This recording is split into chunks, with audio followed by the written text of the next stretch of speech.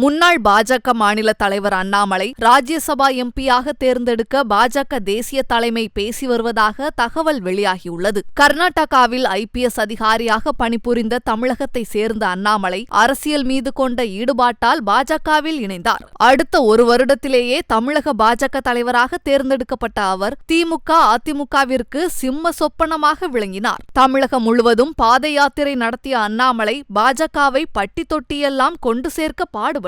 அதேபோன்று சாட்டையடி போராட்டம், செருப்பு அணியாமல் இருந்தது, திமுக ஃபைல்ஸ் வெளியீடு என பல்வேறு போராட்டங்களை செய்து ஆளும் கட்சியை ஆட்டம் காண வைத்தார். இதற்கிடையே அவரது பதவிக்காலம் அண்மையில் முடிவடைந்த நிலையில் அடுத்த தலைவராக அதிமுகவில் அமைச்சராக இருந்த நயினார் நாகேந்திரன் தேர்வு செய்யப்பட்டார். இதையடுத்து பாஜக தேசிய செயற்குழு உறுப்பினராக தேர்ந்தெடுக்கப்பட்ட அண்ணாமலை தற்போது பெரிதளவில் ஆக்டிவாக இல்லாமல் இருந்து வருகிறார். இந்த நிலையில்தான் அவர் ராஜ்யசபா உறுப்பினராக தேர்ந்தெடுக்கப்பட உள்ளதாக தகவல் வெளியாகியுள்ளது. ஆந்திர மாநிலத்தில் தேர்வு செய்யப்பட உள்ளதாகவும் இதற்காக தெலுங்கு தேசம் கட்சியுடன் பாஜக தலைமை பேசி வருவதாகவும் சொல்லப்படுகிறது. இந்த தகவலை அறிந்த அண்ணாமலை ஆதரவாளர்கள் உச்சக்கட்ட மகிழ்ச்சி அடைந்து வருகின்றனர். மேலும் எல் முருகனை போன்று மத்திய இணையமைச்சர் பதவி கொடுக்கப்படலாம் என்றும் எதிர்பார்க்கப்படுகிறது.